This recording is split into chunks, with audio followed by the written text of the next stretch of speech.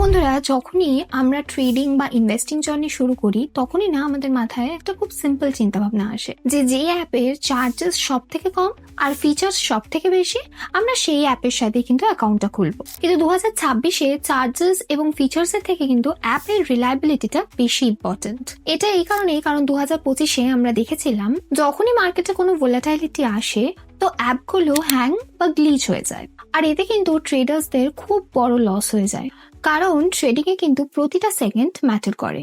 December 2025-এ ক্লাউডফ্লেয়ারের একটা global outage হয়েছিল, যেখানে অলমোস্ট সমস্ত প্ল্যাটফর্মস যেমন কি Zerodha, grow, Angel one almost সবকিছুই একসাথে ডাউন হয়ে গেছিল, আর অনেক ট্রেডার্সের কিন্তু লাখ লাখ টাকা লস হয়েছিল। গ্লোবাল আউটেজকে তো তাও জাস্টিফাই করতে পারবো, কিন্তু মে 2025-এ গ্রো ইউজার্সদের সাথে যেটা হয়েছিল সেটা তো আরো ভয়ঙ্কর ছিল। লোকের অ্যাকাউন্টে ঘোস্ট অর্ডার এক্সিকিউট হয়ে গেছিল, মানে ট্রেডাররা অর্ডার প্লেসও করেনি কিন্তু সিস্টেম দেখাচ্ছিল যে ট্রেডটা এক্সিকিউট হয়ে গেছে। মানে আপনারা ভাবতে পারছেন যে কি ভয়ঙ্কর ব্যাপার। শুধুমাত্র গ্রো নয়, বাকি প্ল্যাটফর্মস যেমন কি জিরোধা, এঞ্জেল ওয়ান, পেটিএম মানি এদের সাথেও কখনো কখনো এই সমস্ত ইস্যু কিন্তু হয়ে থাকে। তো এটাই দেখার যে 2026-এ সব থেকে রিলায়েবল এবং কস্ট এফেক্টিভ প্ল্যাটফর্ম কোনটা।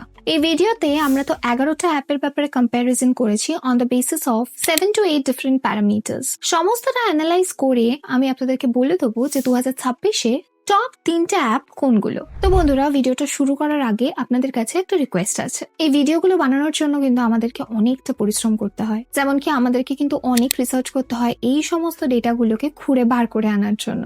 তাই আপনাদের যদি ভিডিওটা ভালো লাগে তাহলে কিন্তু অবশ্যই একটা ভালো কমেন্ট করে দেবেন। তাহলে চলুন ভিডিওটা শুরু করা যাক। সবার প্রথমে দেখে নিই সব অ্যাপগুলোর মেইনটেনেন্স এবং ওপেনিং চার্জেস, কারণ এটা সব থেকে ইম্পর্টেন্ট একটা প্যারামিটার। চার্জেস সংক্রান্ত জুলাই 2024-এ সেবি একটা নতুন রুল বার করেছিল। যদি আপনার ইনভেস্টেড অ্যামাউন্ট 4 লাখের থেকে কম হয় তো সব ব্রোকারকে মেইনটেনেন্সটা ফ্রি করতে হবে। 4 লাখ থেকে 10 লাখের মধ্যে তারা কিন্তু 100 টাকা প্লাস জিএসটি চার্জ করতে পারে। তো এই যে চার্জেস এর স্ট্রাকচারটা দেখছেন, এই কারণেই গত 1 থেকে 1.5 বছরের মধ্যে সেবির রুলটা পুরোপুরি চেঞ্জ হয়ে গেছে। চলুন তাহলে এখন দেখে নিই যে লেটেস্ট চার্জেসটা কত হয়েছে। তো বন্ধুরা, অ্যাকাউন্ট ওপেন করার জন্য তো কোনো অ্যাপই কোনো চার্জ লাগে না। কিছু সময় আগে জিরোধা 200 টাকা চার্জ করছিল, কিন্তু এখন সে পুরোপুরি কোনো চার্জ উঠিয়ে নিয়েছে। এম স্টকেও ফ্রি এর অপশন থাকে, কিন্তু 999 টাকা দিয়ে কিন্তু এর প্রো প্ল্যানও পাওয়া যায়, যেটার মাধ্যমে আপনার কিন্তু বেশ কিছু চার্জেস কম হয়ে যাবে, যেটার ব্যাপারে কিন্তু আমরা আগে কথা বলবো। অ্যাকাউন্ট মেইনটেনেন্সের ব্যাপারে কথা বললে কিন্তু এখানে সেটাকে আমরা 3টে ভাগে ভাগ করেছি।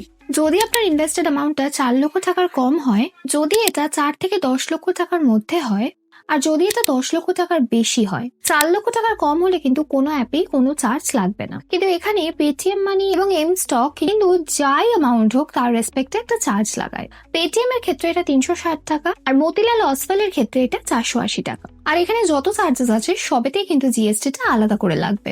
4 লক্ষ টাকা থেকে 10 লক্ষ টাকার মধ্যে জিরোধা, এঞ্জেল ওয়ানে আপনাকে 100 টাকা প্লাস জিএসটি চার্জ দিতে হবে। মতিলাল অসওয়ালে 199 টাকা প্লাস জিএসটি, আর 5 পয়সাতে 300 টাকা প্লাস জিএসটি। 5 পয়সাতে যে কোনো অ্যামাউন্ট 50,000 টাকার বেশি হলে মেইনটেনেন্স চার্জ 300 টাকা প্লাস জিএসটি, এটাতেই ফিক্স হয়ে যায়। 10 লক্ষ টাকার বেশি অ্যামাউন্টের জন্য জিরোধাতে 300 টাকা প্লাস জিএসটি, এঞ্জেল ওয়ানে 240 টাকা প্লাস জিএসটি, আর মতিলাল অসওয়ালে 300 থেকে 800 টাকার মধ্যে চার্জ লাগে। এখানে আমি দুটো জিনিস মেনশন করতে চাইবো। নাম্বার 1, 11টা অ্যাপের মধ্যে কিন্তু 5টা অ্যাপ এমন আছে যেমন কি গ্রো, আপস্টক, শূন্যা, ধান এবং ইন্দ মানি, যেখানে একদম জিরো মেইনটেনেন্স চার্জ লাগে আপনার যতই ইনভেস্টেড অ্যামাউন্ট থাকুক না কেন। আর সেকেন্ড, এঞ্জেল ওয়ান এবং মতিলাল অসওয়ালে প্রথম বছরের মেইনটেনেন্সটা ফ্রি, আর সেকেন্ড ইয়ার থেকে কিন্তু নর্মাল চার্জেস লাগে। এর সাথে সাথেই আমরা দেখে নিই যে এই সমস্ত ব্রোকারসদের ব্রোকারেজ চার্জ। বন্ধুরা, আপনারা চান অনেক লম্বা সময়ের জন্য ইনভেস্ট করুন বা অল্প কিছু সময়ের জন্য ট্রেড করুন, আপনাকে কিন্তু ব্রোকারেজ চার্জ দিতেই হবে। যদি আপনি অনেকটা বেশি সময়ের জন্য ইনভেস্ট করেন, মানে আপনি শেয়ারটা একদিনের থেকে বেশি সময়ের জন্য কিনে থাকেন, তো ব্রোকার আপনার থেকে ডেলিভারি চার্জ নিয়ে থাকে। আর যদি আপনি সেম ডেতে শেয়ারের কেনা বেচা করেন তো আপনার ইন্ট্রাডে চার্জেস লাগবে। জিরোধা এবং ধানের চার্জেস অলমোস্ট সেম, আপনার জিরো ডেলিভারি চার্জেস লাগবে। ইন্ট্রাডের জন্য তারা আপনার থেকে 20 টাকা চার্জ করে বা 0.03%, যেটা কম হবে। এই যে ইন্ট্রাডে চার্জেসটা হয়, এইটা কেনা এবং বেচাতে কাজে লাগে। ফিউচারের ক্ষেত্রে জিরোধা ইন্ট্রাডে চার্জ করে থাকে, আর অপশনের ক্ষেত্রে তারা আপনাকে ফ্ল্যাট 20 টাকা চার্জ করে। এখানে ধান 20 টাকা বা 0.03% চার্জ করে। তো বন্ধুরা, এই ভিডিওটাতে তো আমি কমোডিটি বা কারেন্সির চার্জেস কভার করছি না, সেটার জন্য আমি একটা আলাদা ভিডিও বানাবো। গ্রো এবং পেটিএম মানির চার্জেসও কিন্তু একদম এক। দুটোই ডেলিভারি এবং ইন্ট্রাডেতে 20 টাকা বা 0.05% চার্জ করে। ফিউচার এবং অপশনে দুটোই কিন্তু আপনাকে 20 টাকা চার্জ করে। আপস্টক 5 পয়সা এবং এম স্টকের চার্জেস কিন্তু অলমোস্ট একই। সব ট্রানজাকশনের জন্য কিন্তু ফ্ল্যাট 20 টাকা। শুধু এম স্টকে ডেলিভারির কোনো চার্জ থাকে না। ব্যাস এই সমস্ত কিছুর মধ্যে শুধু একটা শূন্য অ্যাপ আছে যেটা আপনার কোনো রকমের ট্রানজাকশনের জন্য কোনো কিছু চার্জ করে না। বন্ধুরা, এখানে কিন্তু এটা মেনশন করতেই হবে যে এঞ্জেল ওয়ানে প্রথম 30 দিনের জন্য 500 টাকার যে চার্জটা থাকে সেটা কিন্তু ওয়েভ অফ হয়ে যায়, আর মতিলাল অসওয়ালে 1000 টাকার চার্জটা ওয়েভ অফ হয়ে যায় প্রথম 30 দিনের জন্য। এরপরে কিন্তু নর্মাল চার্জেস লাগে।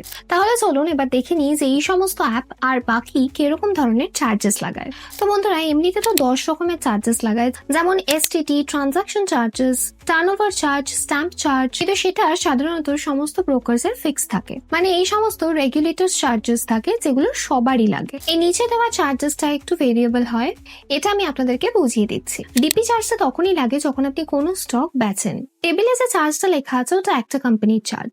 আপনি চান আপনি ওই কোম্পানির 1000টা শেয়ার বেচে দিন বা একটা শেয়ার বেচুন, আপনার একটা কোম্পানির জন্য এতটাই চার্জ লাগবে। এখানে শূন্যতে সবচেয়ে কম চার্জ লাগে 9 টাকা প্লাস জিএসটি, আর এটাকে ফলো করে 5 পয়সা, ধান 12.5 প্লাস জিএসটি। এরপরে Zerodha, Groww, M stock, Motilal Oswal এবং ইন্ট মানি 13.5 প্লাস জিএসটি। আর আপস্টকটা হলো সব থেকে বেশি, ₹18.5 প্লাস জিএসটি। পেমেন্ট গেটওয়ে চার্জের মানে যখন আপনি পয়সাটা ট্রান্সফার করেন তো সেটার চার্জ। ইউপিআই থেকে আপনি 2 লক্ষ টাকা পর্যন্ত ট্রান্সফার করতে পারেন, আর সেটার কিন্তু কোনো চার্জ লাগে না। বাট 2 লক্ষ টাকার উপর আপনাকে এনইএফটি বা আরটিজিএস করতে হবে, যেটা চার্জেসটা কিন্তু মেনশনড আছে। এখানে ধান, গ্রো এবং এঞ্জেল ওয়ান এটাকে ফ্রি করে দিয়েছে। শূন্যা 7 টাকা চার্জ করছে, বাকি সবাই কিন্তু 9 টাকা থেকে 11 টাকার মধ্যে চার্জ করছে।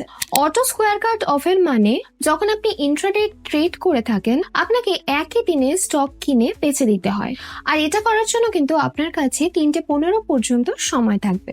মানে আপনার কাছে আপনার পজিশন স্কোয়ার অফ করার জন্য কিন্তু 3:15 পর্যন্ত সময় থাকবে। কিন্তু আপনি যদি এই 3:15 কাট অফের আগে আপনার পজিশন স্কোয়ার অফ করতে ভুলে যান তো আপনার বিহাফে কিন্তু এই কাজটা ব্রোকার করে দেয়, আর তারা কিন্তু এটার জন্য একটা পেনাল্টি চার্জ করে। শুধুমাত্র শূন্যই আছে যে আপনাকে কোনো পেনাল্টি চার্জ করে না। কিছু ব্রোকার্স আছে যেমন ধান, ইন্ড মানি, এঞ্জেল ওয়ান, যারা আপনাকে 20 টাকা প্লাস জিএসটি একটা পেনাল্টি চার্জ করে। বাকি ব্রোকার্স 50 টাকা থেকে 60 টাকা প্লাস জিএসটি পেনাল্টি চার্জ করে। এখন বন্ধুরা, সত্যি করে বলুন তো যে এই চার্জেস গুলো দেখে আপনি কি কিছু বুঝতে পারছেন? এইটুকু তো বুঝতেই পেরেছেন যে কতটা করে চার্জেস লাগবে, কিন্তু প্র্যাকটিক্যালি কি আপনি এটা বুঝতে পেরেছেন যে সবচেয়ে সস্তা কোন ব্রোকারটা পড়বে? না তো, আমি জানি। আর এই জন্য আমি কিন্তু আপনাদের জন্য জিনিসটাকে আরো সহজ করে দিয়েছি।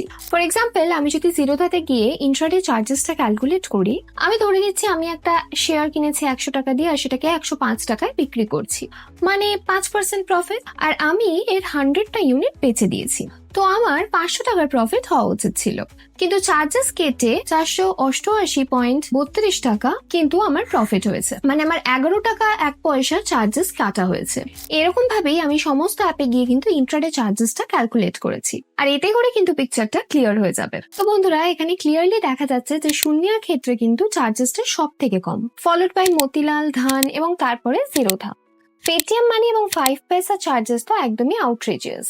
এটা তো ইন্ট্রাডে চার্জেস এর ব্যাপারে কথা বললাম। এরকম সেম জিনিসটা আমি ডেলিভারি চার্জেস এর ব্যাপারেও কিন্তু বলেছিলাম। সেখানে 1000 টাকা প্রফিট রেখে কিন্তু আমি চার্জেসটা ক্যালকুলেট করেছিলাম। ইভেন এই ক্ষেত্রে কিন্তু শূন্য হলো চিপেস্ট। তো বন্ধুরা, এর চার্জেস দেখে কিন্তু এমনই মনে হচ্ছিল, কিন্তু ধানও কিন্তু বেশ decent, followed by Zerodha, Groww এবং ইন্ট মানি। আবারও 5 পয়সা এবং পেটিএম মানির চার্জেস বেশ কিছুটা বেশি। তো বন্ধুরা, এখন পিকচারটা একটু ক্লিয়ার হয়ে যেতে শুরু করেছে। তাহলে এখন এটা একটু দেখে নিই যে প্রতিটা অ্যাপের কতগুলো ডাউনলোড এবং রিভিউটা কেমন রয়েছে। তো বন্ধুরা, এখানে কিন্তু আমি ডাউনলোডের থেকেও অ্যাক্টিভ ইউজার্সদের উপর বেশি ফোকাস করব। এই ডেটাটা কিন্তু আপনি কোথাও পাবেন না। আমি অনেক খুঁজে খুঁজে এটা বার করেছি। সব থেকে বেশি অ্যাক্টিভ ইউজার্স গ্রোতে আছে, তারপরে জিরোধা, তারপরে এঞ্জেল ওয়ান এবং আপস্টক। বাকি সমস্ত অ্যাপের 10 লাখের থেকে কম অ্যাক্টিভ ইউজার্স রয়েছে। শূন্যা এমনিতে তো বেশ ভালোই লাগছিল, কিন্তু অ্যাক্টিভ ইউজার্স কিন্তু বেশ কম রয়েছে। তো হাই পসিবিলিটি রয়েছে যে তারা কিন্তু এই চার্জেসটা শুরুর দিকে কম রাখবে। রেটিং এবং রিভিউজ এর দিকেও যদি আমি নজর দিই, তাহলে জিরোধার রেটিং গত 1 বছরে কিন্তু বেশ ডাউন হয়েছে। Multiple cases of platform failure কিন্তু দেখা দিয়েছে।